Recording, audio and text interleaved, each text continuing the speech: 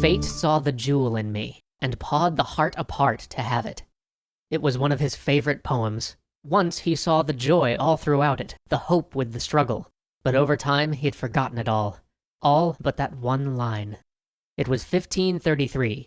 Ibrahim led his forces one more time. This time they headed south. The Safavids had acted to anger him on more than one occasion. Now he would do away with the Shia kingdom to the south.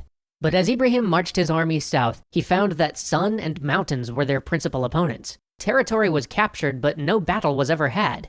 They wintered, then they captured Tabriz, the capital of the Safavids, without a fight. Now it was Suleiman's turn to join them, to accept homage and to remind his provinces of his might. There was only one problem with this conquest. The leader of the Safavids was nowhere to be found. He wasn't in their capital when Ibrahim marched in, and neither was his army. So they pushed deeper into Safavid territory, and yet, nothing. No army, no Shah.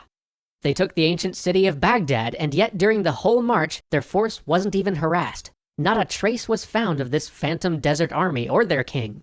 The only way they knew this army was even real was the fact that everywhere they went, all the grain was missing. Markets were stripped bare, fields were burnt, wells smashed. Try as they might, his majestic imperial army of 200,000 simply couldn't catch up to the force of light horse of the Safavid king. No matter how far they chased him, he would always dance back, burning all in his wake. Eventually, he was forced to call off the pursuit. His grand army of 200,000 had lost 30,000 men without ever firing a shot. Supplies were just too difficult to attain, and his line of communication with his capital was stretched too thin. Even as he marched back to Istanbul, showered in praise and glory, he wondered how long they could even hold on to such remote and inhospitable territory. But something even worse troubled his mind. A black rage filled him. For months, Roxelana had been whispering to him of how his vizier, Ibrahim, was starting to forget who was sultan, that his friend had been returning friendship with ingratitude, that he considered himself master and Suleiman slave. He had put these words from his thoughts. He could not doubt Ibrahim. But on the campaign, Ibrahim had said that he would take the title of Saraskar Sultan. Now, in Safavid Persia, the governors were known as sultan, but in the Ottoman Empire, there was only one sultan. It burnt like a coal in his chest. It gnawed at his heart and wouldn't let him go. Each step on the road to Istanbul, it consumed his mind. Every minor irritation, every little problem, every small sign of arrogance from Ibrahim rekindled the thought with renewed vigor. At the start of January, they arrived back in Istanbul, and the thought still would not leave him. On the 15th of March, Ibrahim's body was found strangled in his room. There would be only one sultan in the Ottoman Empire. The next years passed in a renewed rivalry with that hated Spanish prince, Charles. Charles's forces had seized Tunis out from under him while he'd been busy in Safavid Persia, which led Suleiman to finally truly ally with the French. He joined them in their war in Italy against the Habsburgs, and broke with the ancient policy of Ibrahim to go to war with Venice. The war in Italy was poorly managed all around, with the French showing their true colors and often seeming more embarrassed to have a Muslim ally than they were eager to crush their foe. So at last, Suleiman recalled his great Admiral Barbarossa and had him remove the Venetians from the islands they had long occupied off the Ottoman coasts. He, Suleiman, also pushed the empire east, fighting with the Portuguese for control of the Indian Ocean and the lucrative trade it promised. He also warred in Hungary with Charles and Ferdinand. When John Zápolya died in 1540, Ferdinand had seen it as an opportunity to attack and laid siege to Buda. Suleiman again marched his forces north and repulsed the Viennese prince. But this time there would be no puppet state, no intermediaries. He annexed Hungary, finally bringing it under complete Ottoman control.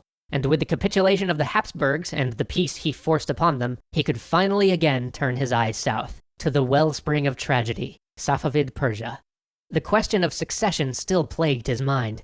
He had made Mustafa his official heir. Even in Europe they wrote of him. One had said, "May God never allow a Barbary of such strength to come near us." Of his second son, Selim, even he knew they called him the sot behind his back. Bayezid, his third son, was perhaps not a bad man, but he wasn't a great one either. And his fourth son, Cihangir, was perhaps brilliant. His mind worked in ways that some days outpaced his own. But he was humpbacked and sickly. No one would ever accept him as sultan. But of all of his sons, only his first, Mustafa, was not of his beloved Roxelana. And so, as he sent his chief vizier, Rustam, to lead his army south, his mind was not at ease.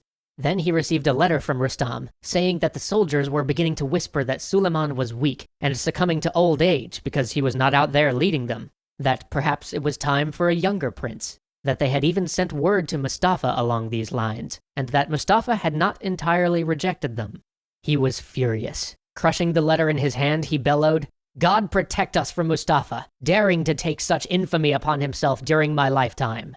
He immediately ordered the army recalled. The invasion would be cancelled. The next year he would lead them himself. And when summer came, he did. And then he sat and penned a letter to Mustafa. He would ask his son to join him to clear his name. If he came, he was innocent. If he stayed away in fear, it would be an admission of guilt. Days passed. Then, outside of Karamania, a small band appeared on the horizon. Men on horseback, growing by the moment, coming towards the sprawling camp of the imperial force. It was Mustafa, come to prove his innocence. As the sun set, Mustafa was summoned to his father's tent. He lifted the heavy flap and entered alone. Immediately he was set upon from all sides, while from behind a curtain his father watched in silence. But Mustafa fought with the strength of 10 men and threw off all of those who piled upon him. They raced forward to seize him again, but he froze them all with a look. The men wavered.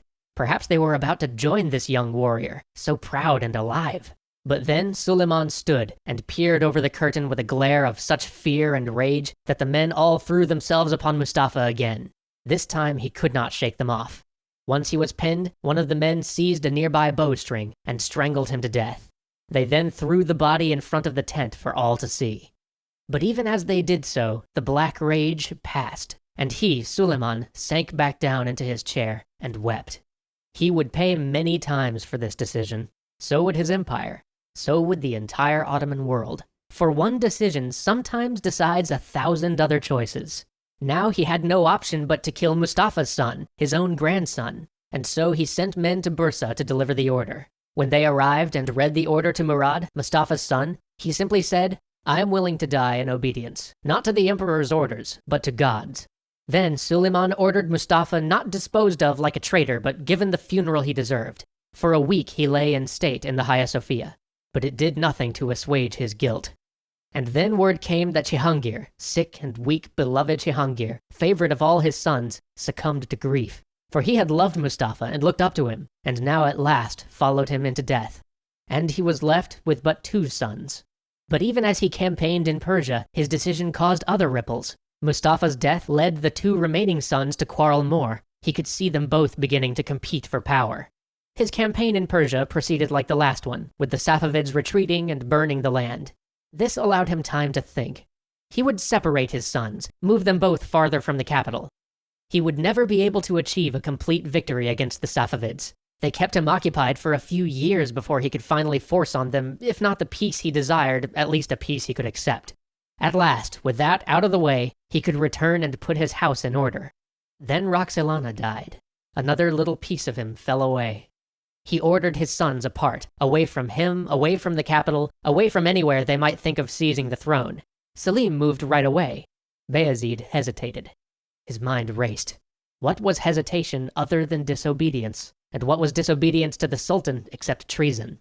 His fury boiled over. He would not abide treason in his empire. He threw his support behind Selim against Bayezid and crushed his army in the field. But Bayezid fled with his family to the hated court of the Safavid king. Again and again he demanded of the Safavids that they kill that filthy traitor, that they wipe him and his family from the world. But they refused. Again and again they refused. Then he made sure they wouldn't refuse. He even sent his own executioner to take their heads. He had but 1 son. And there he was, a lonely old man, walking through his garden.